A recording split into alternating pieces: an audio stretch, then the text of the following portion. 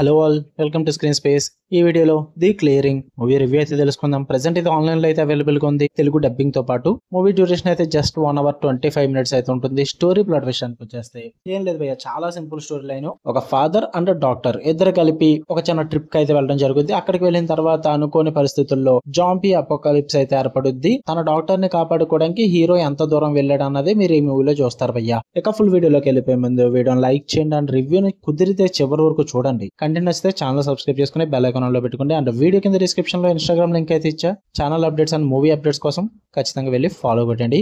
ఇక మూవీ విషయానికి వచ్చేస్తే నేను మూవీ చూసే ముందే నాకు తెలుసు ఇది పెద్ద కళాఖండం అని చెప్పి.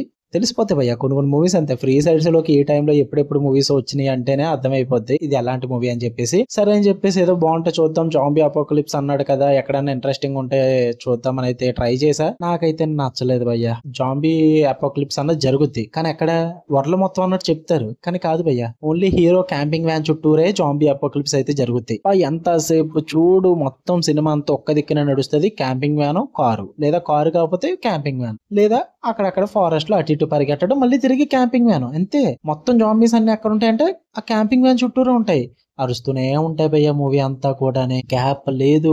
వాడి అమ్మ తలపడి వచ్చింది నాకైతే. స్టార్టింగ్ నుంచి చివరి వరకు కాన్స్టెంట్ గా ఎడిటింగ్ లో మరి ఆ అరుపులు ఇదంతా కూడా సౌండ్లు పెట్టుకున్నారేమో తెలియదు, కానీ మూవీ మొత్తం ఆ కాన్స్టెంట్ గా సౌండ్స్ అయితే వస్తూనే ఉంటాయి. సేమ్ అరుపులు, ఏదో అమ్మాయిలు అరుస్తున్నట్టు, ఎవడో బలవంతం పెడుతున్నట్టు అలా అరుస్తాయి జాంబీలన్నీ కూడా. ఇంకా కొన్ని జాంబీలు అయితే ఉంటాయి అనమాట, వచ్చి కరవడం మానేసి హీరో మీద పడుతూ ఉంటాయి, నోరు నొక్కుతూ ఉంటాయి, వెనక లాగుతూ ఉంటాయి. మీ పని ఏంట్రా, మీకు ఇచ్చింది ఒకటే జాబు, వెళ్ళి కరవండి. ఆడు జాంబీగా మారిపోతాడు లేదా చచ్చిపోతాడు. అది వదిలేసి అన్ని చేస్తారు భయ్య. అదేదో ఆయన కిడ్నాప్ చేసి తీసుకెళ్తున్నా అన్నట్టు. ఇంకా హీరో తన కూతుర్ని కాపాడడానికి చేసే పనులు అయితే ఏం ఉండవు. ఇంచు కూడా ఏమి చేయడు, ఒక పని కూడా చేయడు భయ్య. అదే హైలైట్ మూవీలో. జస్ట్ క్యాంపింగ్ వ్యాన్ మీద ఉంచుని దూరంగా ఉన్న కూతురుతో సైకిల్ చేస్తాడు అంతే. ఆమె నైట్లు కనబడకుండా మిస్ అయిపోయినప్పుడు కూడా తన వెతుక్కుంటూ వెళ్ళడు. ఎప్పుడో క్లైమాక్స్ లో మీట్ అవుతాడు, అది కూడా అనుకోకుండా. తప్పక ఇంకా క్లైమాక్స్ అయిపోతుంది కాబట్టి ఏదోలా ముగించాలి కాబట్టి అప్పుడు దాకా హీరోకి దారి కనబడదు. సినిమా అంత 1:20 ఇలాగే వెళ్తూ ఉంటుంది. క్యాంపింగ్ వ్యాన్ మీదకి ఎక్కుతాడు, కింద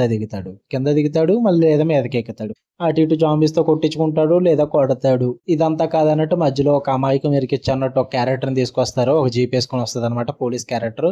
అబ్బో, అదో పెద్ద ట్విస్ట్, బ్రేక్ త్రూ అన్నట్టు పెట్టుకుంటారు భయ్య. అది ఇంకా చిరాకు వచ్చింది నాకైతే.